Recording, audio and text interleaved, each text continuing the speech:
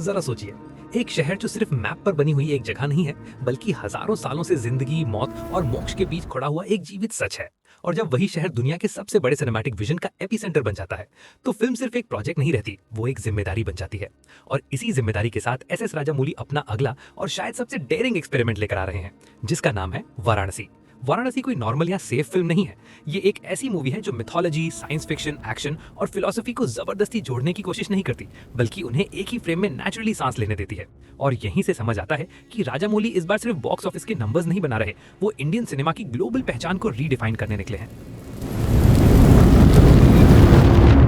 Film की कहानी future के साल 2027 में सेट है, जहां एक एस्ट्रॉइड धरती की तरफ बढ़ रहा है।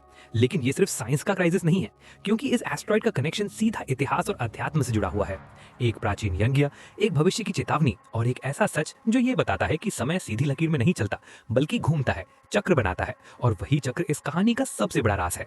महेश बाबू इस फिल्म में रुद्रा के रोल में नजर आते हैं, जो सिर्फ एक एक्शन हीरो नहीं, बल्कि एक वॉरियर एक्सप्लोरर है।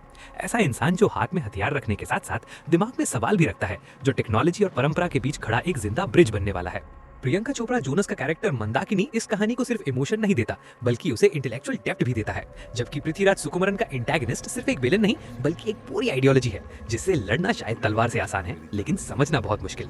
लेकिन जिस चीज ने पूरी इंडस्ट्री को हिलाकर रख दिया है, वो है वाराणसी का बजट। क्योंकि रिपोर्ट्स के मुताबिक इस फिल्म का एस्टिमेटेड बजट 1000 से 1300 करोड़ के बीच बताया जा रहा है, जो इसे इंडियन सिनेमा की हिस्ट्री की सबसे महंगी और सबसे एम्बिशियस प्रोजेक्ट्स में से एक बना देता है।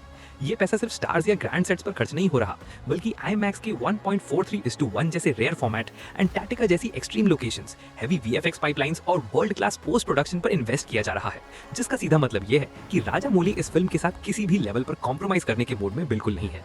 फिल्म का विजुअल स्केल इतना बड़ा और लेयर्ड है कि वाराणसी के घाट सिर्फ बैकग्राउंड नहीं लगते, बल्कि एक जिंदा किरदार की तरह फील होते हैं, जहां हर फ्रेम के अंदर सिंबलिज्म छुपा है। त्रिशूल, निम्बी, शिव तत्व और मॉडर्न मशीन्स का फ्यूजन साफ बताता है कि ये फिल्म सिर्फ देखने के लिए नहीं, बल्कि समझने और महसूस करने के लिए बन रही है।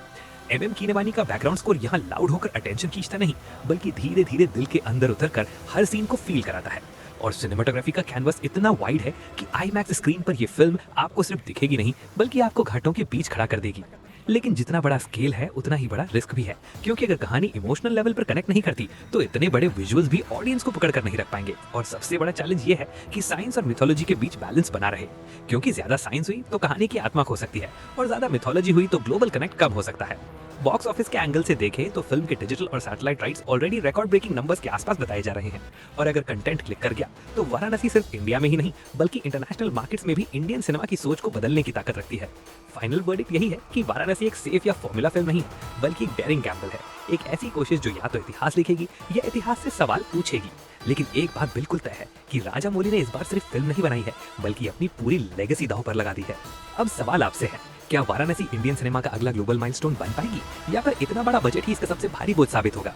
अपनी राय कमेंट्स में लिखिए, और वीडियो पसंद आए तो लाइक और सब्सक्राइब जरूर कीजिए, क्योंकि जब कहानी वाराणसी से शुरू होती है, तो उसका अंत सिर्फ थिएटर के पर्दे तक सीमित नहीं रहता।